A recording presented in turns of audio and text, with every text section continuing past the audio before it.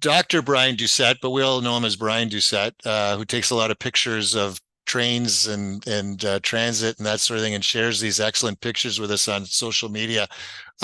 So Brian, his research examines housing, transportation, and neighborhood change. He uses a variety of research methods that render visible patterns, processes, and experiences that do not normally show up in statistics. And anyone that follows Brian can see what he means by that. He is the Canada Research Chair and Associate Professor, School of Planning, University of Waterloo. And I'm going to leave it at that. And Brian, I saw that Sean Campbell posted a question in the chat. Could the municipality require proof of compliance with Residential Tenancy Act prior to issuing building permit? And so I think that's a perfect segue into just generally the things you want to chat about. So over to you, Brian. Yeah, thanks, Rob. Thanks, Sean. I'll echo Laura's points as well. Just being a real honor to be part of this panel and to be part of this event. To quickly answer Sean's question, because yes, it does kind of come to one of the points I have at the end. Yes. You could put requirements on a building permit. You could say, for example, and this is coming to what I was going to say in the 7th or 8th minute, but good to start. I mean, a proactive city could say, okay, we will issue you a building permit only when you have a clear, signed upon, agreed upon plan between landlord and tenant as to what's going to happen with the tenant when the renovations are taking place and how they're going to come back. And we will not issue a building permit until that's agreed upon. As far as I understand, in what cities are able to do who issue building permits, as far as I understand, that would be possible. It would face a lot of opposition, but that is in essence what New Westminster and Burnaby have done. I'm kind of working backwards here because this is what I'm going to talk about penultimately. But let's work backwards from what I had prepared. We'll just roll with it. So there are examples, and Laura mentioned Toronto's anti-renoviction bylaw. Hamilton is developing one. I had a conversation with the mayor of Oakville, and he's really keen to develop one. I think this is going to be happening more and more. But where it started in Canada was in New Westminster in British Columbia. New Westminster is a fairly small city in Metro Vancouver. And in the 3 years prior to it introducing its anti-renoviction bylaw in 2019, there were over 300 renovictions in this relatively small community. There was a lot of pressure. Again, it's really interesting to see the composition of people today. We have politicians and we also have people pushing politicians.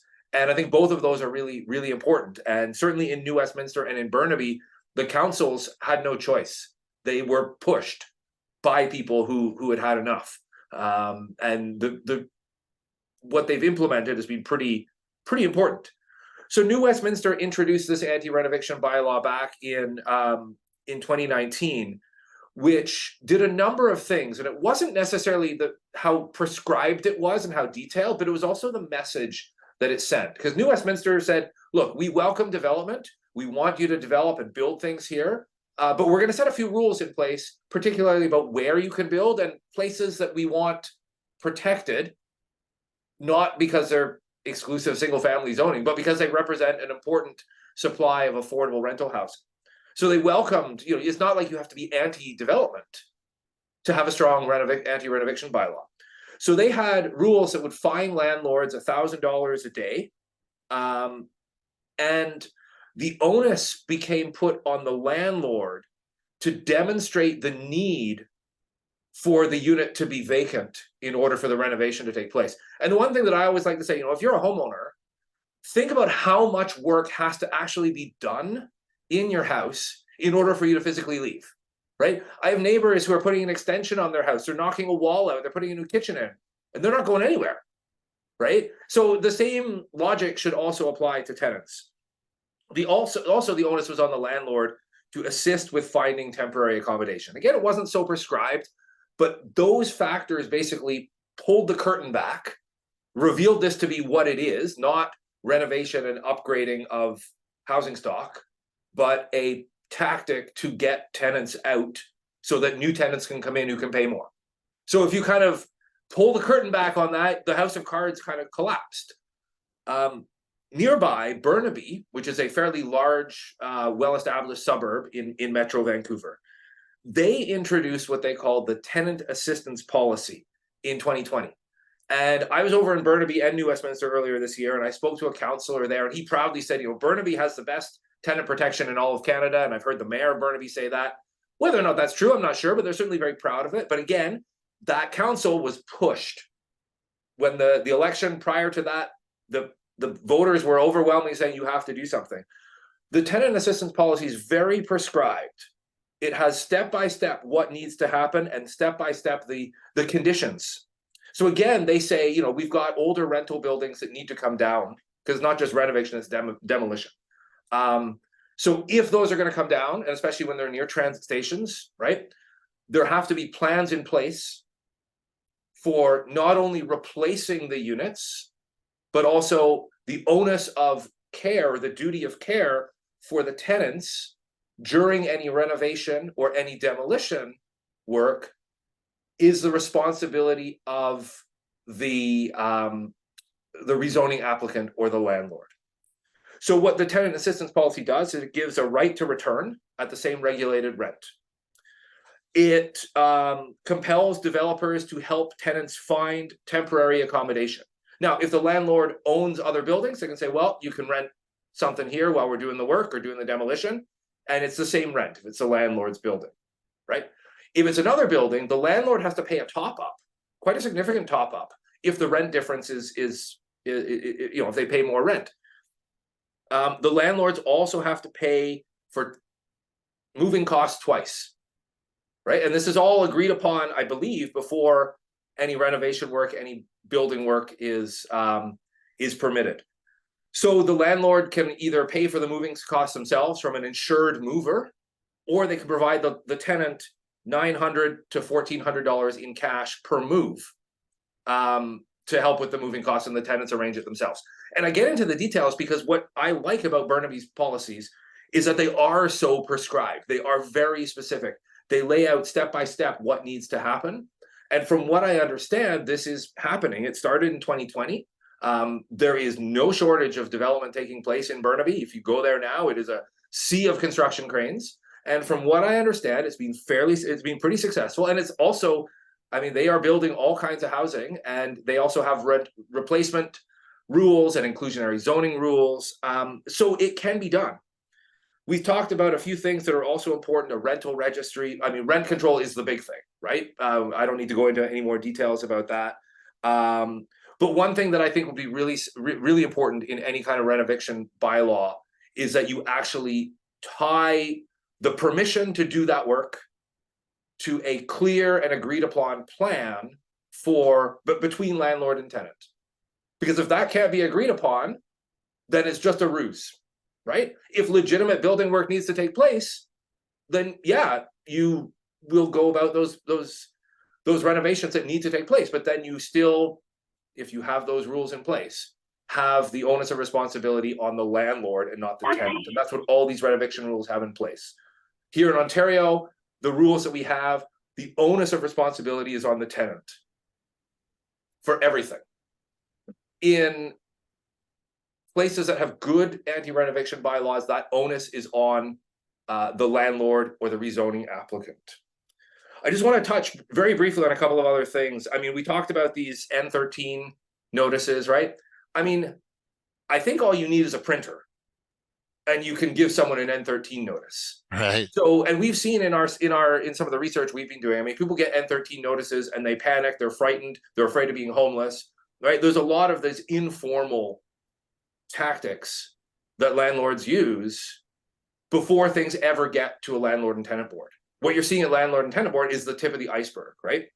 Which also raises a point that I wanted to start at the beginning with of, just the fact that we are here having this conversation with a regional councillor, with a number of people in the room, with reporters here, right? This is proof that this exists, that renovictions happen.